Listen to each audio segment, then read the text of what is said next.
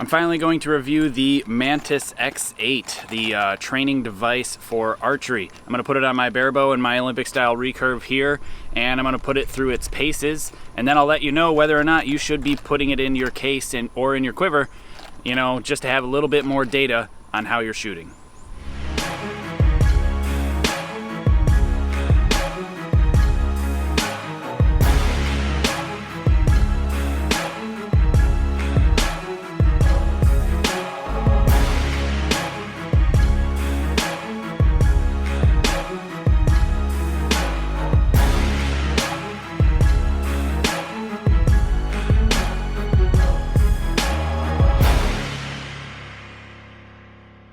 So this thing's pretty neat actually. It comes with a nice little case in the box that it comes in and some rails that you can mount to your bow, whether that be on where your actual sight bar were to be mounted on your Barebow like I did. And they also come with another one with some double-sided tape that you can stick on just about anywhere on your bow. I put it right here, right in front of the plunger button on this recurve here. And the actual device itself is neat. It's quite small, quite simple. It just snaps in place onto the actual rail that you have then mounted onto your bow, and then you connect it with Bluetooth to your phone, and you can watch the movement that you do while at full draw. You can see your aiming patterns, your holding patterns, your stability, your cant, time at full draw, and consistency from shot to shot. So it's actually a pretty well rounded device, and it gives you quite a bit of data on all sorts of different things in shooting, archery, and you don't even have to do anything other than stick it on your bow, turn on your phone, connect it, shoot some arrows, and then you can analyze it afterwards. So it's pretty neat, and there's a lot of little functionalities that I'm going to go through, and I'll show you how it works, and I'll share some of the things that I like about it and some of the things I don't like about it, and let you know where you can get one as well. So I first started playing with it on my Barebow, and it's very simple and pretty straightforward. You basically just snap it on your bow. There's a little lever here that you lift and it opens, and you slide it onto the rail, and you make sure you have it in the correct orientation according to the app, and once it's snapped in place, it's not going anywhere. It's super lightweight, doesn't weigh very much at all. This little bit of extra weight on the bow, you're really not going to notice a whole lot as far as affecting how you hold or anything like that. So nothing to really worry about there. And if you want to switch bows, you just pop it right off and slide it on your other bow and change the profile in your in your app on your phone slightly to match the bow and the system that you're using. Pretty neat for that, because you can adjust a few different parameters like the distance you're shooting, the size of the target you're shooting, which helps when you input where your arrow lands, and it'll show you on the target face both where you're holding and where your arrows are landing. And it's a unique feature and a neat little feature that is available. I'm not entirely sold on that yet, and I'll explain to you why.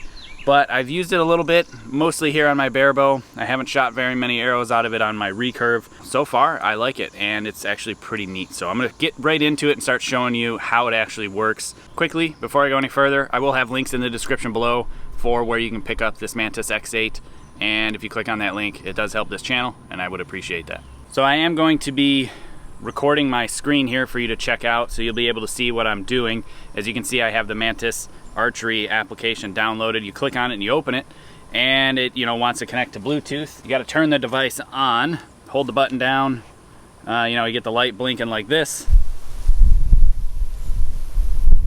scanning and connected, and I got to set the bow down to calibrate. I'd hope the ground is not moving. And as you can see, it's going through its little bit of training process, and it'll allow you to go through everything. So I'm going to go through and say that I'm shooting recurve right-handed, obviously.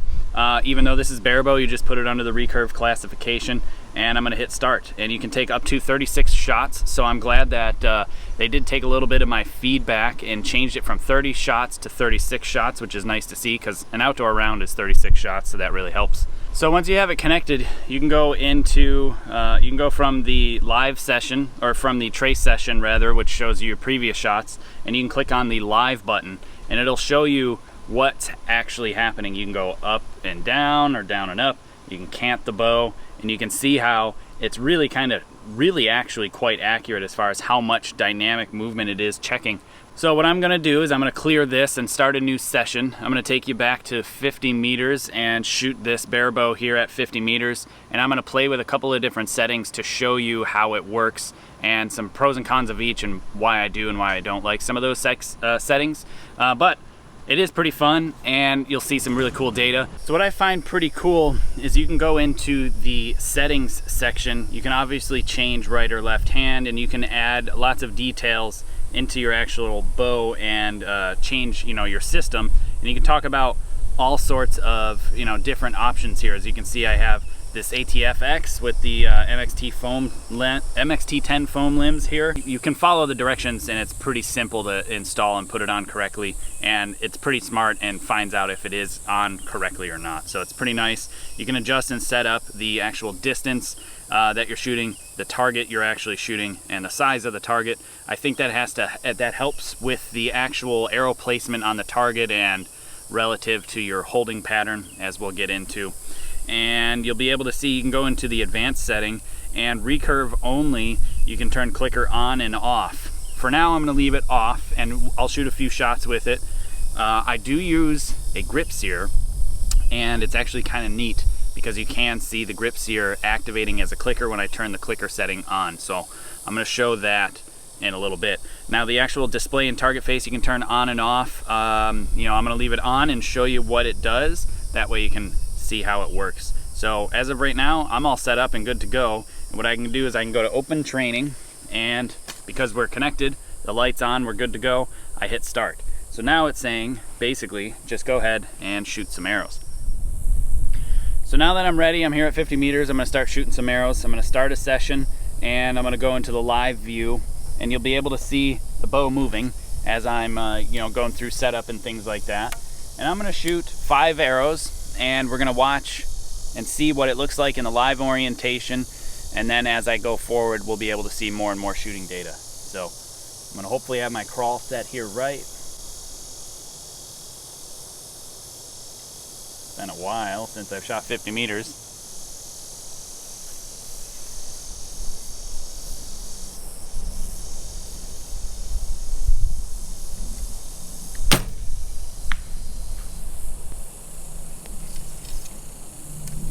It was all right. I had a 10 there. I'm not going to input it yet, but I'll do that after this first 5 shots here. If you watch, you'll be able to see as things move and progress. The timer too actually will show you my progression as I shoot shots.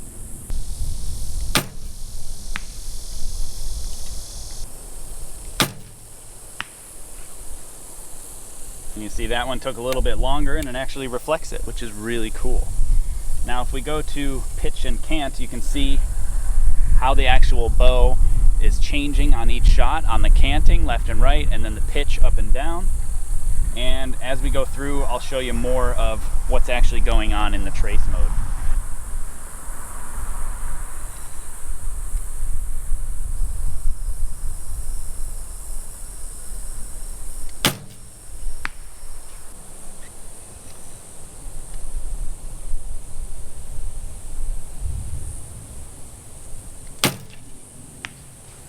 What I'm going to do now is I'm going to show you and take you through each shot and show you how it works. This is shot 1, and if I hit play, it'll give you an accurate representation as to what the bow is actually doing while I'm going through the shot. So I start to lift the bow, I'm setting up and I'm drawing and loading, and now I'm honing in on the target. And of course the red X will show you when the shot breaks, I believe. The white X represents the center of the target, however they found that. And then you can see the bow's reaction after the shot is pretty violent. So as I lift the bow through this blue-green section here, and then I go through the load, the actual drawing of the bow back, that's that yellow move that moves left into the beginning of the orange stages, and then I start to aim and hold, and eventually the shot breaks, and then you'll see the bow reaction after the shot. But it's pretty neat. You can see up in the upper right-hand corner there, it says stability score. It's showing you how stable I was that shot at full draw. You click the next one, you can see it's slightly higher, 87, 88, 86, and 85. So it goes up and down. We'll see what 88 looks like in comparison. Again, lifting the bow, drawing the bow back, loading, anchoring, setting into the shot, and eventually the shot will break. And there you go. So you can see, you can actually compare and contrast a lot of data and movement as far as how you acquire the target, the bow's reaction after the shot, and things like that. It's actually quite neat. It's a little weird on the Barebow because there's no natural reaction after the shot with the stabilizer system, and the bow just kind of flails all over the place as expected. If you go into the cant section, you know, you can see the upper number is the actual cant of the bow left and right, and the yellow number down below is the actual elevation. How high am I aiming? And you can see it actually varies quite a bit. And I haven't done enough barebow shooting to see how much that really relates to impact points and things like that. So, you know, obviously we change body positions, you change anchor slightly, you change hand position slightly, and it all kind of works out in the long run. Again, in the timer section, you can see up at the top there, it shows your split in between each shot, and it shows you how long you take in between each shot, how long each section of the shot is going on, like the setup, the lifting phase, the blue phase, the drawing phase is that green, or is that yellowish and orange area, and then the orange is time at full draw. And you can see how it changes from shot to shot, which is really neat to see. I'm going to put the clicker function back on and place arrows on the target where they land, so we'll be able to see some little bit of cool stuff that we'll be able to use on how I've actually used this device to make me a better barebow shooter, or how it will make me a better barebow shooter in the future. I'm going to go back into the settings, go to the advanced settings, and turn the clicker function on, leave the arrow or the target set. This is a 50 meter shooting target at the full bail at 122 centimeters. See what happens, and I'll input the arrow value, as well as we're gonna see how the clicker function is gonna make me a better barebow shooter, and I'm excited to continue playing with this tool. Go into the placement area so I can easily put each individual arrow impact in. And that one is like a 9.8, just slightly low right about there.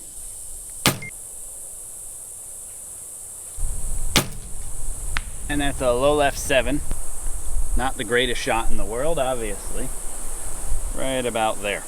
So now what I'm going to do is go into the trace setting, or trace function, the first arrow, and we'll go through the playback. And you'll see that there is going to be multiple colors, or multiple marks now. The white square represents where the clicker clicks, the red square, or red X represents where you let go, and the white X represents where the arrow lands. So what I think is pretty cool about this is you can see that after the clicker clicks, or my fingernail drops off that grip sear edge, it floats up on that shot, the shot breaks, and then I hit slightly right. Let's go to the second shot and take a closer look. You can see everything looks pretty consistent as I come through the draw cycle and everything, but now what you can see is that white X is sitting to the right of the red, the white square is sitting to the right of the red X, which represents when I let go.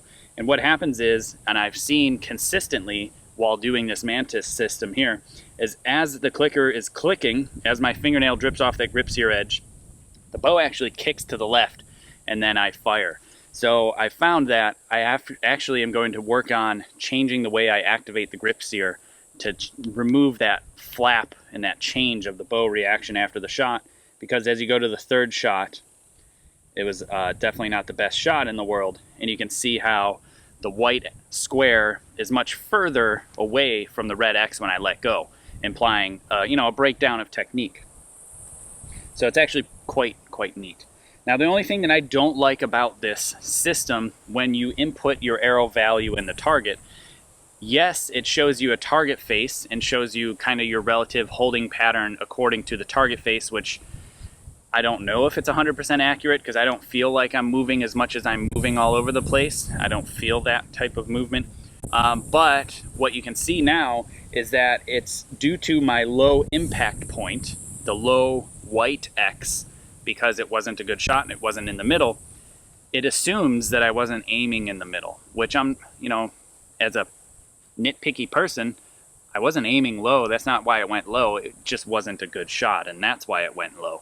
So putting your arrow values in, it's nice because then you have a reference as to how the shot went as far as the value of the shot, but I wouldn't pay attention to where you're aiming on the target face. Pay attention to the stability score, pay attention to the overall movement, pay attention to the overall pattern but don't worry that the actual arrow or the sight picture, quote unquote, movement isn't in the center of the target, because it's not really accurate as I'm showing you here. So I'm going to continue to shoot 3 more shots, so that way we can see how another neat little functionality of this actual Mantis X-8 is. High 8. All right, so let's go back to the tracing section, and you'll see shots 4, 5, and 6 have slightly different stability scores and things like that. But go to the trace section and you click on setup. It shows you each individual setup overlaid through each other. It highlights then the 6th arrow, because that's what I'm on. Here's the 5th, 4th, 3rd, and so on. And you can see the actual movement and progression into the shot. And you can see the way I lift my bow and draw back is super consistent from arrow to arrow. Now what it's seeing is it's showing that I'm coming up from the left of the target. That's kind of true. The bow is pointed to the left of the target relative, because I'm using the KSL shot cycle, as I've covered in many videos on this channel. So you can see that I start to the left because the bow is pointing slightly to the left, but then as I draw back, you can see it swings into the actual plane of the target face. So that's setup, holding. You'll see, again, you can go through each individual shot itself, and it'll show you the different holding patterns on each shot, and it shows your up and down, left and right movements on the accelerometer there down in the bottom portion, each individual. And then the release, same thing. It shows you where the shot breaks, how it moves, and everything relative to each other shot, each shot, and you can see how the actual movements and like the stability and how you progress through the shot, and you can compare shot to shot to shot and see if it's consistent. And if it's not consistent on one shot and you happen to shoot a really bad value, then maybe you made a mistake, and you can try to narrow it down somewhere in your shot cycle, which I think is a pretty cool little tool. So that's it on the actual Barebow. Now I'm going to put it on my Recurve. We're going to go back to 70 meters and we're going to shoot some arrows with it there and see how the actual reaction of the shot differs compared to Barebow, and see if I can pick up anything on it, because this is the first time I'm shooting a fully set up Recurve, and I've only played with it off camera just slightly, so I'm excited to see how it actually works on a Recurve instead of just shooting it here on a Barebow, because the Barebow is so different than Olympic style Recurve for me that the reaction after the shot, I'm not sure how to interpret it on the Barebow, because it's just chaotic. It's all over the place, and it just doesn't really look pretty. So I'm going to try it on the Recurve and see if it cleans up the data any bit.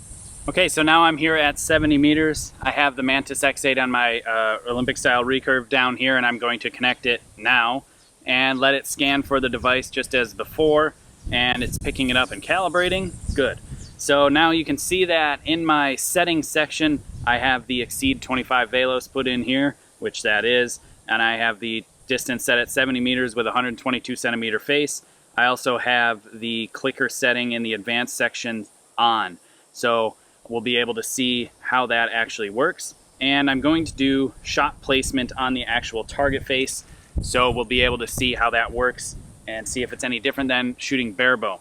So far, I really like it on Barebow, and like I said, I've used it to actually help me make some changes in my form and technique, which is excellent to see, especially at my level, that I can use a device like this to make small changes that hopefully will lead to higher scores. So again, this is the first time I've shot it on Olympic style Recurve, so I'm not entirely sure what's going to happen and how it's actually going to work out, but we'll give it some shots. I'm going to shoot 6 shots, place the actual value on the target face, and see if I can gather any sort of data and see anything that's neat between shots.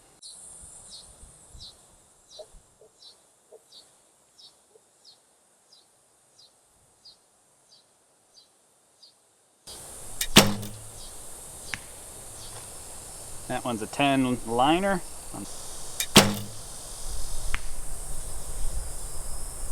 10 high right. That one will be interesting to watch. That was a 9 low right. The shot broke and the pin was still on the right side of the gold, so I threw my bow arm to the left, so it'll be interesting to see how that looks. That one felt pretty good. That was a high 10. So those 6 shots went pretty easy. I don't remember which one. I think it was the third one. The third one, the low right 9, is where I threw my bow arm because it felt like it was slightly to the right. So I'm gonna see and look at that. But let's go through and watch each shot and see if there's a progression just like Barebow. Probably will be. Yeah, it goes from the left to the right as I go through that load sequence. Aiming, no, the stability score is way higher on this recurve. Way more stable. The shot's still quite chaotic afterwards. Vibration all over the place, and then the falling that is typical of a recurve for sure. And I'm just surprised to see so much vibration. Stability score 97.2, even higher. So apparently stabilizers do make a difference as far as stability is concerned, at least with this actual system here. So this is the third shot. This is the one that I was sitting on that right side and had to throw the bow arm. And the aiming, I mean, again, well, yeah, the bow moved to the left after the shot, so you could see me throw it that time. Stability score 96, 96, 96. So it looks like I'm between 96 and 97 as far as stability is concerned. If we go through the actual progression, we'll see that, you know, it's pretty consistent from shot to shot. It's slightly different here or there. Maybe with a whole lot of data gathering, I'd be able to narrow this down that causes some sort of issue or something. Holding, as I come into it and go through the draw cycle into holding, super consistent, and the release is just pure chaos as far as I'm concerned. Now the canting, let's see. Well, apparently I cant a little bit different here or there. That third shot is the least amount of canting. Actually, the first shot was no canting. All the rest were slightly to the right as usual for me. Slightly inconsistent, but that's normal for me to cant slightly to the right. Timer, pretty consistent from shot to shot. If you look at the top, you know, it's 19, 18, 21, 24, and 20 seconds. You know, I am inputting arrow values in between shots, so it does take time. Interesting to see the holding and the setup times changes slightly here or there. And I think it would be really neat to be able to play with at over a long period of time and be able to get an idea as to, you know, how I could see using this as more time progresses as far as where some faults and how can I make some fixes. You know, for example, that Barebow thing where my fingernail drops off that grip sear edge, making a click, I could see that there was a definitive kick left and then I shot every single time. So that means that I can spend some time and work on how I activate my grip sear and potentially mitigate that kicking as you know, I progress through Barebow. So that'll probably equal higher scores and better groups down range, hopefully. Some benefits that I see besides what I've already covered while giving a little bit of commentary as I'm going along is I think it could be useful for some coaches and clubs as well. You can compare your archers. You can get those many of those extra mounts and stick them on other kids' bows, screw them into their sight blocks if they have an extra spot or anything like that. And you'll be able to see how your archers differ. You can show them visual representations to different shots and different styles of shooting to see how they progress through and see how as they draw in, how they approach the target and how they, you know, really can see the you know, what's going on and have a visual representation. Because a lot of times when you're coaching somebody, you'll say, hey, you're doing this, and they say, no, there's no way, and then you show them a video and they go, oh yeah, I guess I am doing that. This can be a useful tool for something very similar.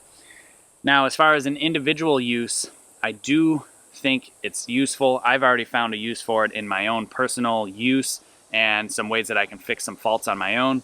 And I think with some time and playing with this more and more, I'll be able to track more stuff and put more quantitative data to what's going on, like changing stabilizer setups and see how it changes the way my stability score is or my aiming pattern. Have too much weight on the long rod or not enough, and you know, see how it'll affect the way I actually hold. I think that would be fun to be able to do over time. And then also I might be able to use it to compare bows to bows and setups to setups. How stable they are, how much time I spend doing things, how consistent I am.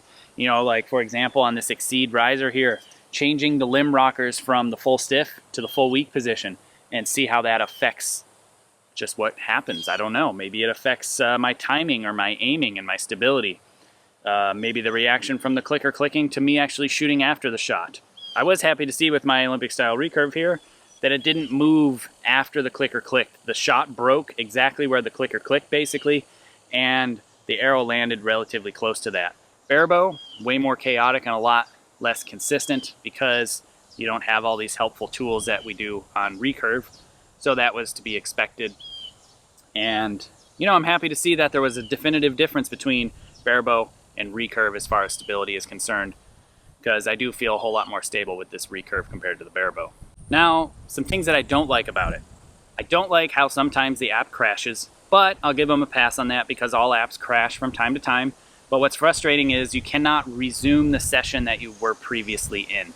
So, for example, if you're halfway through your 30 arrow or 36 arrow round and the app crashes, or for whatever reason something dies, whether that be the Mantis or your phone, you go to recharge it and go to restart the session. You can't. You have to start a new one. And then now you can't really have a full day's data or a full round data. You have to start it all over again. I don't really like that that's not in the functionality yet. They do say that they're going to look at adding that into development in the future, which is a really cool thing. I'm glad to see that they upped it from 30 arrows to 36 arrows because, as we know, especially out here outside, 36 arrow rounds are common.